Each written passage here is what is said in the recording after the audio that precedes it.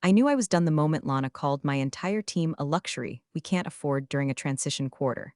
Not even 5 minutes into the Monday morning all hands, and I already felt like I was watching my own obituary being drafted in real time, just without the courtesy of flowers or a damn fruit basket. She was on screen from the San Mateo office, that permanent smirk plastered on her face, like someone who thought smugness counted as strategic leadership. Her hair was too perfect for someone in charge of innovation, and her voice had that HR slick syrup tone they all learn in executive boot camps, fake empathy with a hint of threat. She clicked to a slide titled Alignment Directives for Future-Facing Teams and said we'd be moving to full-time, on-site collaboration starting next week. No warning, no discussion, just that's the culture now. People stared, I blinked. Because for 3 straight quarters, my logistics AI pilot had outperformed even our best sales projections, and I did most of that from my basement office wearing a robe and cat-themed slippers. But apparently results now mattered less than visibility. Then came the real kicker. All R&D prototypes and early-stage concepts, she said, must be logged in the shared internal repository. Full source files, technical notebooks, timestamps. My office will be reviewing all origin points for patent filing consolidation, effective immediately. That's when I leaned back in my chair and felt my molars grind. Because that policy wasn't about collaboration, it was about theft. Quiet, corporate, paper trail cleansed theft. And if you think that sounds dramatic, you've never had a VP slide into your org from a rival company with an NDA loophole and a memory stick full of ambition. Anyway, before I go on, quick thing. I know 90% of y'all listen to these stories while doing dishes or scrolling TikTok on the toilet, and that's fine. But if you're enjoying this ride, hit that like button and tap subscribe. Helps more than you know. Seriously, keeps the coffee pot running and the legal bills paid. Back to Lana. I unmuted, calmly. Can I get clarification on whether this applies to projects developed outside of work hours? She smiled that shark smile. Judith, if you're developing solutions relevant to Alaric's systems roadmap, we assume it's within our scope. I asked, even if no Alaric's equipment, time, or team members were used. She laughed, God help me, she laughed. If you don't like the new policies, Judith, you can just resign and go. The call went silent. Even my junior dev, Marcus, who still types with 2 fingers, stopped mid-keystroke. And me, I smiled, thanks for the exit strategy. I closed my laptop, unplugged my second monitor, took a long, slow breath that smelled faintly of betrayal and vanilla coffee creamer. I walked out of that building like I was headed to brunch. No scene, no desk banging, just a box in my arms and a 1,000-mile stare. People whispered. Darla, my mentee, followed me to the elevator. Judith, what's happening? Where are you going? I looked at her, steady as concrete. Stay, observe. I didn't cry, I didn't scream. I didn't even slam the exit door, though God knows I wanted to leave a crack in the drywall for the janitor to ask about later. Instead, I walked out to my car, popped the trunk, and placed my box next to a pre-packed envelope marked to General Counsel Alaric Systems. Stamped, sealed, postmarked. Inside, a declaration, not resignation, documentation. Proof that the AI-driven logistics engine they were prepping for next year's product launch was mine, and not just metaphorically. Literally, see, I'd been building it outside the scope of my contract. Nights, weekends, my own hardware, my own funds, with witnesses. With digital trails so pristine a toddler could follow them to court. They thought I'd cave, that I'd slink off like a good little team player with bruised feelings and a half-finished LinkedIn post. But I don't bruise easy. I build quietly. And when you try to steal what I've built, I don't fight. I file. I didn't take much. Just the stuff that was actually mine. A ceramic mug shaped like a penguin, 2 notebooks filled with half-formed ideas and passive-aggressive doodles of corporate buzzwords, and a little wooden plaque Darla had made last year that said Queen of Workarounds. I left the monitor, left the mouse, even left my ergonomic keyboard, the one I'd personally bought because the company issued one clicked like a tap-dancing termite on Adderall. Let Lana keep it all. She'd need it for the fire she was about to walk into. No tears, no farewell Slack message, no sad office walk-around pretending we were all gonna miss each other. Just me, quietly slipping that envelope into the outgoing mail tray on the HR floor. White, standard issue, sealed tighter than a nun at a biker rally. The label said to General Counsel, that's all, but what was inside, well, that was the fuse. Darla caught up to me by the front doors, her face pale and blinking like she was buffering. Are you really leaving? I looked at her not unkindly, just. Honestly, stay, observe. She opened her mouth to argue, closed it again. I saw it in her eyes, confusion, fear, maybe a little hope. She wasn't dumb. She'd seen how fast things had shifted since Lana slithered in. She'd watched the way credits were rewritten, team leads reassigned, how the Friday lunch budget suddenly got funneled into quarterly synergy reports. Darla had potential, but she still thought the system could be fixed from the inside. I didn't, not anymore. The elevator opened. I stepped in. She stayed behind, chewing her lip like maybe she was the one being abandoned. The doors shut before I could say anything else. Outside, the sun was blinding. The parking lot smelled like scorched rubber and corporate decay. I opened my trunk, placed the box next to the backup envelope. Yes, I had another one, already stamped and addressed because paranoia is just experience with better branding, and got behind the wheel. I didn't head home. I drove straight to Oakway Commons, a coworking space sandwiched between a dentist's office and a vape shop that looked like it sold regrets. It wasn't glamorous, but it had two things I needed: anonymity and a notary named Phil who didn't ask questions as long as the paperwork was neat and the coffee was hot. Phil greeted me with a nod, slid my notarization papers across the glass countertop, and said, "Looks like someone's got a big day." I said, "Let's make it official." 3 signature confirmations, 2 timestamp verifications, 1 USB flash drive upload into the encrypted filing system we'd prearranged last month. Phil dropped it all into a locked case like he was handling something radioactive. Technically, he was, because what I'd just filed were 3 provisional patent declarations: AI-based predictive routing, load balancing matrix refinements, and something I called the Ghost Protocol, an invisible backend logic engine that would have made Alarix's supply chain optimization project the crown jewel of their next product cycle. Would have, because now, those designs were mine, and not just in theory. Legally, logically, tactically. The documentation trail was longer than a CVS receipt and twice as painful for whoever had to read it. I had built it on my own time, using my own devices, my own money, and this part was key, entirely outside the scope of my Alarix contract. I even used open source base code and kept detailed logs showing my progression, from napkin sketch to working prototype. The few times I talked it out loud, I did it at local meetups or with friends unrelated to work. Witnesses, timestamps, metadata, backups. And then there was the cherry on top: the NDA clause Lana had streamlined during her first week, which, ironically, loosened their claim over pre-existing intellectual property developed by employees not under active contract obligations. In her quest to consolidate power, she'd left a crack in the wall. I just widened it. As I left Oakway Commons, my phone buzzed. A message from Darla. "Lana just asked if you'd left for lunch." I didn't reply. I drove to the lake, parked under a tree, and watched ducks fight over a bagel chunk like it was a stock option. I wasn't mad. Not anymore. I was surgical. A decade of quiet contributions, of fixing other people's code, of making bad ideas marketable and saving execs from their own incompetence. I'd been invisible. Now I was the ghost in their machine. And soon they'd realize the system they relied on had just walked out the door. The first version of the algorithm was sketched on a napkin at a diner in Kent, right next to a half-eaten stack of pancakes, and a waitress named Sherry who kept refilling my coffee without asking. It wasn't elegant, just loops and nodes and arrows scribbled in black ink, but it was the moment I stopped being an employee and started being something else entirely: a builder no longer interested in being robbed. That was 11 months before Lana ever stepped foot in Alarix Systems. 11 months before she'd start stripping my name off slide decks and pretending team-based ideation meant stealing credit from the quiet ones. I hadn't started building it out of spite. I'd started because I saw the writing on the wall. Hell, I'd painted the damn wall. The company wanted speed, not precision. Hype, not substance. My proposal for a predictive routing engine that adjusted in real time based on historical delivery patterns and environmental disruptions. Too in the weeds, they said. Too complex for sales to understand, so they shelved it. I didn't. I went home, opened my personal laptop, different machine, different network, no trace of Alarix, and started building. Line by line, logic loop by logic loop, I stitched together something that worked. Quietly, cleanly, legally. Every Git commit had a timestamp. Every backup uploaded to encrypted storage. I even emailed digest logs to myself weekly, using a personal account registered to a name variation I'd used in grad school. And once a month, I met with an old college friend, Ravi, now an adjunct professor at a community college, to walk through the progress. He signed off as a third-party witness on progress forms I kept notarized. Paranoid? Maybe. But in this world, paranoia is just foresight wearing work boots. 6 months in, the routing algorithm was no longer just a theory. It was a functioning skeleton. I tested it against mock data pulled from open-source shipping datasets. The results were so efficient they made Alarix's existing logistics framework look like a kid playing with Legos blindfolded. So I scheduled a meeting, not with my manager, not with my director, with someone outside the glass box: Eliza Trent, no-nonsense IP attorney who used to work with mid-tier defense contractors and looked like she'd gone 10 rounds with 4 different patent trolls before lunch.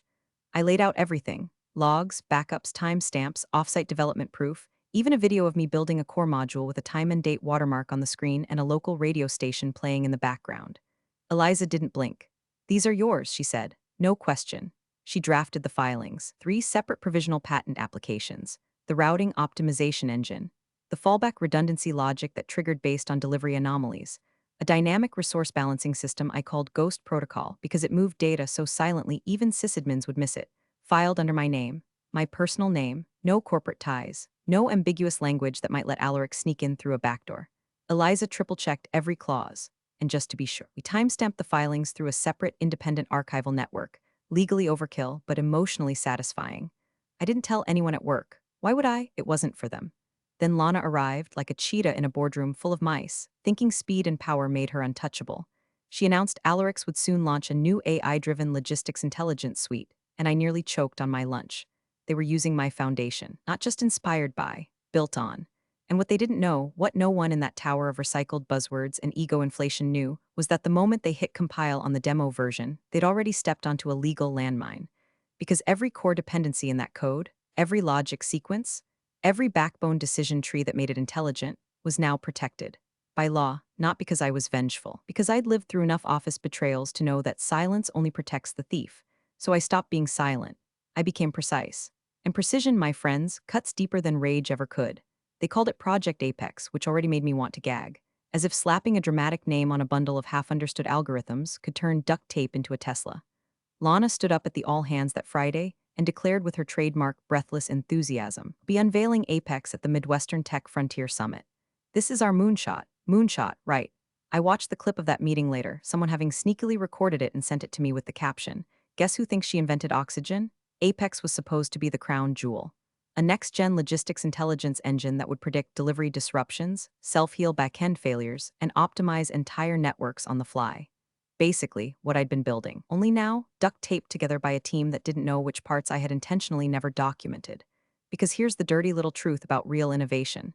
Not everything lives in Git. Sometimes the most crucial pieces live in your head, in shorthand notes on legal pads, or in 5-line Python scripts you never commit because you know exactly how they'll be stolen if you do. Lana didn't know that. Or maybe she did and just didn't care. The summit was 3 weeks away. Her team started scrambling, late nights, Slack threads on fire, frantic requests for vendor credentials no one could locate because I had them memorized, not saved. One junior dev named Byron, sweet kid, used to ask if I'd proofread his code comments, flagged something weird on the second Friday of the sprint. "This routing module," he said in a thread, "has a Git origin that predates the Apex repo by 4 months. Looks like it was forked from a sandbox repo before the integration policy even existed." Silence. He followed up, "Should I rewrite from scratch, just to be safe?" Lana's reply came 18 minutes later. "We're under deadline. Keep moving. Deadlines over details. Always." Byron DM'd a friend of mine 2 days later, asking quietly if anyone had seen the original documentation.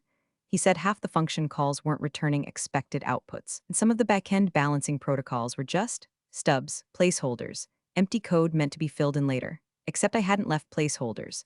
I'd removed the real logic and replaced it with shell functions before I left, not maliciously, just as a safeguard.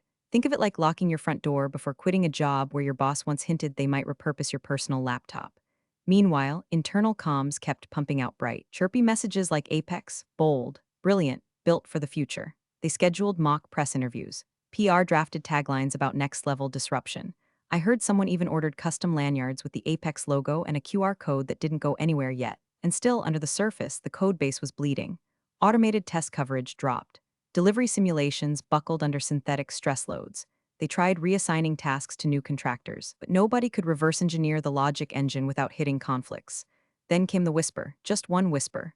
A message forwarded to me anonymously from someone inside the data team. "Hey, wasn't this part of Judith's sandbox project? Thought it was still an independent dev." No one said it publicly. Not yet. But the doubt had been seeded. Lana, to her credit, kept her smile on. She stood in meetings talking about phase convergence and AI-native synergies like someone who'd memorized a word cloud and mistook it for a blueprint. She brushed off every concern with a dismissive wave, claiming this is how innovation feels, messy but magical. It didn't feel magical. It felt like a bomb counting down, one missed test case at a time. But outside that building, no one knew. The summit organizers posted about Alarix's upcoming unveiling like it was the second coming of sliced bread. Investors started sniffing around. Recruiters began watching LinkedIn activity like hawks. Everyone wanted in, and the one person who could have told them the truth had left the building with a smile and a sealed envelope. The tension was growing, but the real show hadn't even started. It started with a phone call to legal that nobody took seriously at first. Karen from General Counsel forwarded it to a paralegal with a shrug and a subject line that read, "Patent drama." "Can someone look?" No one raised alarms. No one broke a sweat, because in their minds I was still just Judith from R&D. Reliable, introverted, non-threatening Judith, who brought lemon bars to staff birthdays and took notes during meetings no one else bothered to attend. The cease and desist came on Alaric's letterhead, but not theirs, mine. It landed in the GC's inbox at 7:42 a.m. on a Monday, filed by Eliza Trent, my IP attorney, with all the warmth of a guillotine drop. The subject line read, Immediate halt of infringing activity patent interference notification, case ID, hash 548 to 92J. It was 6 pages long, single-spaced, citing specific components of the Apex platform that directly overlapped with provisional filings under my name. She even included annotated screenshots of the GitHub commits from Alarix's demo repo and timestamp comparisons with my notarized submissions. It wasn't vague. It wasn't a warning shot. It was legal carpet bombing. By 10 o'clock a.m., Lana had been pulled into a conference room with 2 attorneys and a project liaison from product. I was told she laughed, actually laughed, and said she's bluffing. Provisional patents don't mean anything until they're finalized. They're just placeholders, bless her heart. Because right about then, the second letter arrived, straight from the United States Patent and Trademark Office. It confirmed that 3 provisional patents filed under Judith A. Harlow had been formally logged and accepted as of 5 weeks prior. Patent interference statutes were now in effect under Title 35. Any continued use, demonstration, or marketing of the protected concepts, especially in a for-profit context, would constitute willful infringement. That part mattered. Willful is legal dynamite. It meant they couldn't play ignorance anymore. It meant damages could triple. The GC's tone shifted from eye rolls to grim silence. Emails flew like confetti in a wind tunnel. The CTO's assistant accidentally CC'd half the engineering team on a message that said, "What the hell do you mean we can't use our own code?" Followed immediately by a please delete retraction. One of the UX designers posted a panicked thread in a private Slack channel. If Judith filed this before the Apex repo went live, are we totally screwed? Someone replied with a gif of a dumpster fire on wheels. But the real panic didn't hit until they traced the back-end architecture of Apex and realized it wasn't just inspired by my routing system, it depended on it. The logic tree, the real-time balancing triggers, even the fault detection loops, they weren't just similar. They were identical because they were mine. There was no in-house variation, no accidental overlap. Apex was my work, gusset up with a new name and rebranded for an audience that had no idea it was built on someone else's blueprints. Someone who'd been careful, patient, quiet, until now. Lana doubled down. She stormed into an emergency stand-up and said, "This is a scare tactic. We're not pulling anything. The summit is in 10 days. We've already booked the booth. PR's involved. She's not going to tank her own career over a technicality." Oh, Lana, you thought it was a game. But I wasn't bluffing. I wasn't emotional. I wasn't even mad anymore. I was strategic, and I had just flipped the switch. Over the next 48 hours, a quiet war erupted inside Alarix. Legal pulled engineering files. Product halted demo prep. The COO demanded a full audit of Apex's codebase. 2 contractors quit outright, saying they didn't want to get dragged into an IP lawsuit. And someone, probably Byron, leaked part of the cease and desist letter to a tech forum under a burner account. The headline the next morning, ex-engineer slaps employer with patent interference warning. Summit demo in jeopardy. It hadn't gone public yet, but the story was breathing, circulating, and inside Alarix, the walls had started to creak, because the woman they pushed out wasn't just bluffing. She'd already built the case. Now, she was watching them walk right into it. The air at the Midwestern Tech Frontier Summit smelled like burnt espresso and desperation. Lana arrived at the convention center in a tailored blazer the color of overconfidence and heels that clicked like punctuation marks. Her entourage, 3 engineers, 2 marketers, and 1 poor intern named Celeste, trailed behind her like ducklings following a freight train. They wheeled in branded banners, tote bags, lanyards, and a demo rig preloaded with the Apex platform. Booth hash 207 was theirs. Center row, right across from 2 competitors who'd already posted teaser videos about predictive fleet optimization, one of the same fields Apex was supposedly going to revolutionize. The cease and desist? Ignored. The provisional patent confirmation? Brushed aside. The internal emails begging for caution? Dismissed. Because Lana had a mantra, and she kept saying it like an incantation. The patents are provisional. They mean nothing. She said it in the elevator. She said it during the setup. She even said it twice while getting mic'd for the live stream panel where she'd be debuting Apex in front of investors, journalists, and half the Midwestern logistics tech scene. Inside the Alarix booth, the tension could have sliced through steel. The demo laptop was connected to a secondary monitor. 2 techs hovered near it, doing last-minute checks, trying not to sweat through their polos. Byron looked like he hadn't slept in days. The code had been partially rewritten in a rush, logic functions scrambled to avoid triggering any direct conflict with my filings. But it was like trying to duct tape a dam with wet receipts. "Everything ready?" Lana asked, smiling too wide, her voice just a pitch too high. One of the contractors gave a thumbs up without looking her in the eye. The lights dimmed for the product showcase panel. Corporate MC introduced Lana as one of the most forward-thinking voices in logistics innovation today, and I swear, even the camera guy looked confused. She walked up to the podium, gave her pitch. It was slick, full of buzzwords and vague promises. She gestured toward the screen, and now she beamed, "We'll show you how Apex is changing the game live." The audience clapped. The lights focused on the screen, and for about 20 seconds it worked. The map loaded. The simulated shipments began to auto-route. Numbers danced, routes blinked. Applause started to build, then the engine buckled. The screen froze. A red warning popped up, unhandled exception, null logic route reference. Byron lunged toward the laptop, hands flying across the keyboard, but it was too late. The simulation spiraled. Shipment ETA fields turned to zeros. The dynamic routing engine collapsed. The fallback logic kicked in and failed, because the fallback logic was never there. It had never been there, because I had removed it months ago. One of the engineers muttered, "Why is the balancing script empty?" And then, loud enough for 3 rows to hear, a third-party contractor stepped forward and said what no one else dared. "We couldn't legally use the original code. It's flagged for IP conflict." Dead. Silence. On stage, Lana froze. She tried to speak, and cleared her throat and gestured to the screen like maybe wiggling her fingers would magically fix the crash. The coup, standing behind the booth wall, leaned in and whispered into her headset, "We can't go live with this." She didn't respond. She couldn't. Her eyes darted across the audience, investors scribbling notes, competitors smirking, a regional tech journalist already typing something on his iPad. A full minute passed before she finally said, voice cracking just slightly, "Looks like we're having some technical difficulties." The audience clapped politely, the way you do when someone forgets their lines in a high school play. Backstage, the Alarix team scrambled to unplug the rig. Byron yanked the HDMI cable like it had personally betrayed him. The intern cried in a bathroom stall 20 minutes later, overheard whispering, "I think I just watched a career implode." Meanwhile, Lana paced, tight circles, staring at her phone like the screen would offer a lifeline. It didn't. Her confidence was cracking. Her armor, PR polish, ego, denial was starting to peel because she hadn't just ignored the warnings. She'd built her entire public relaunch on top of stolen bones, and now those bones were crumbling. The product wasn't viable. The audience wasn't impressed, and the only person who could have stopped the collapse wasn't there. She was watching from across town. She wasn't bluffing. The debrief room was cold, not temperature-wise, just cold in that sterile corporate way. Windowless, fluorescent beige walls pretending to be modern. The kind of room where careers don't end in fire but in carefully worded memos and HR disclaimers. Lana sat at the center of the U-shaped table, flanked by the COO and 2 board members who'd flown in for the summit. Her phone was face down. Her voice, for the first time since she arrived at Alorix, was absent. They didn't even give her a coffee. The COO opened the session with a forced throat clear and mumbled something about navigating unexpected friction. No one laughed. Byron wasn't invited. Neither were the engineers. This was no longer about innovation or product cycles. This was now about liability. 3 minutes into the meeting, the door opened.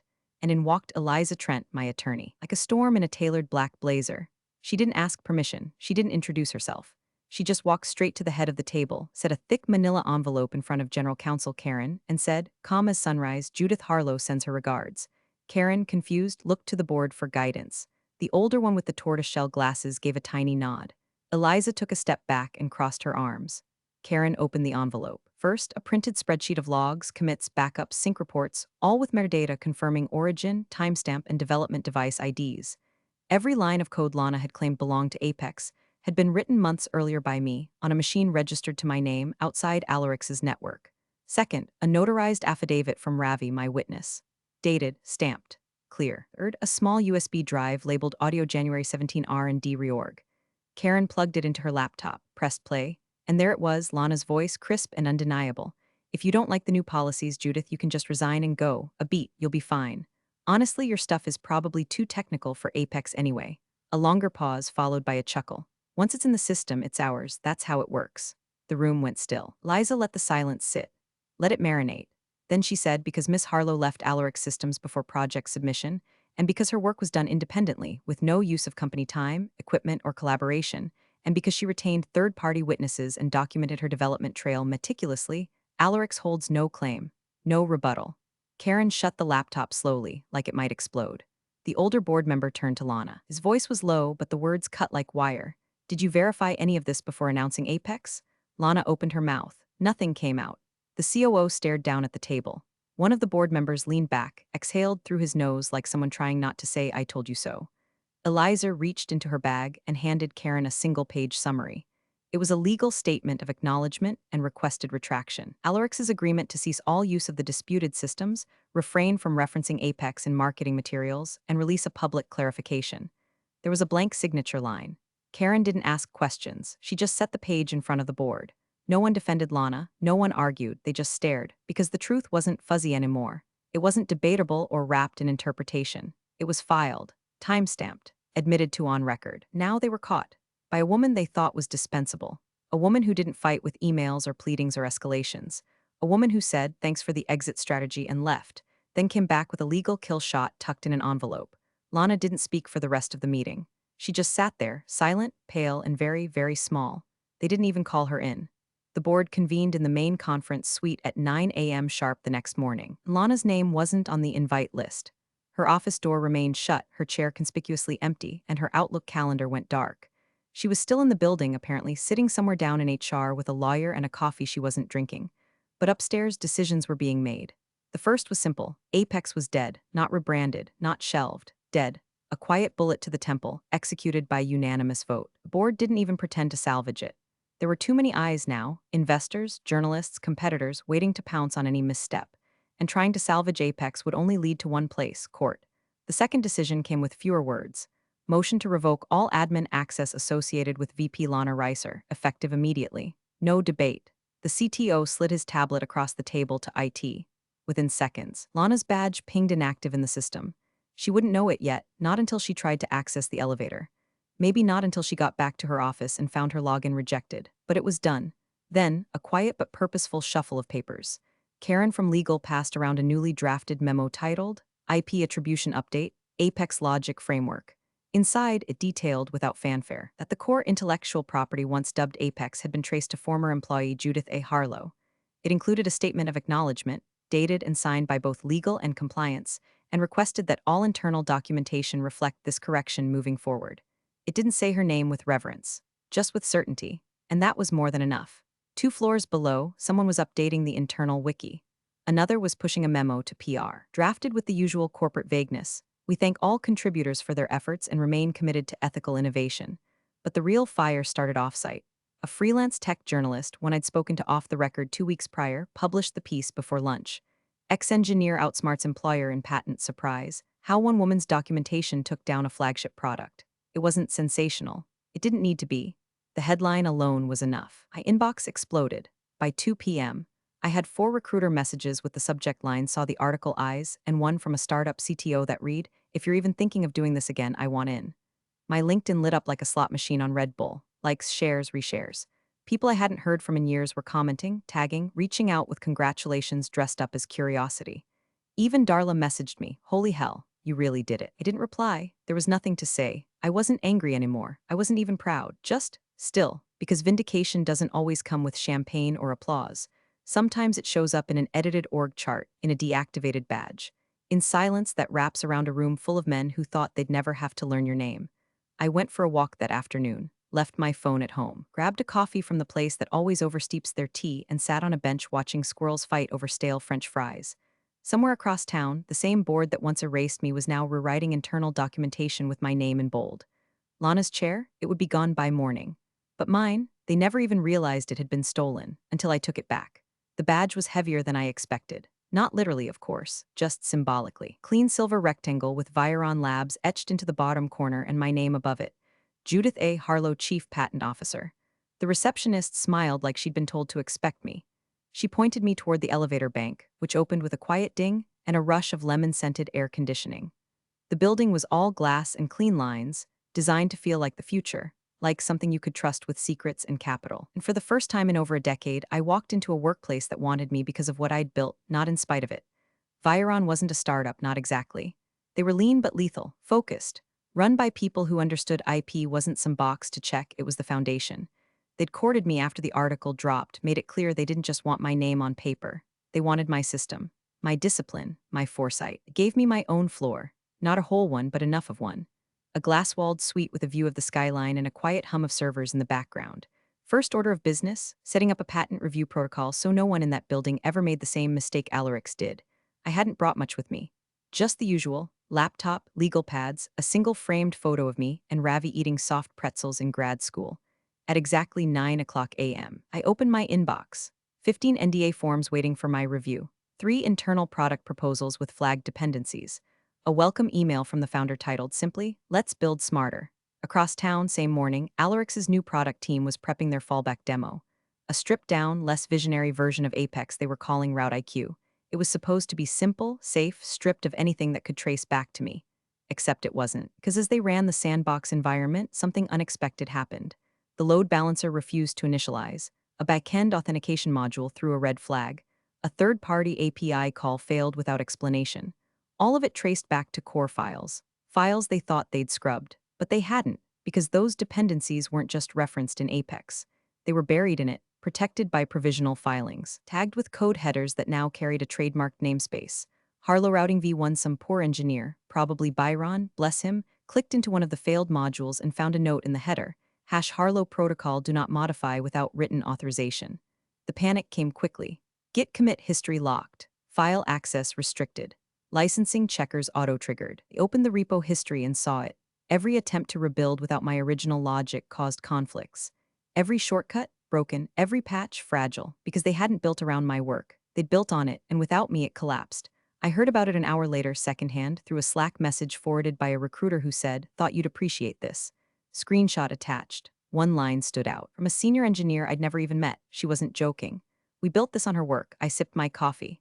Colombian dark roast, splash of oat milk, no sugar. Then I opened my browser, clicked through to the morning headlines, and there it was. Alarix retreats from Route IQ launch amid licensing concerns. Sources say IP ownership dispute at center of collapse. It didn't say my name this time. It didn't have to, because anyone paying attention already knew. I smiled, quiet, slow, then whispered just to myself, "They finally realized I was the product." Thanks for watching, you cubicle warriors. Hit that subscribe button. Unless you're my old boss, then you're on your own. Revenge of the coffee pot strikes again.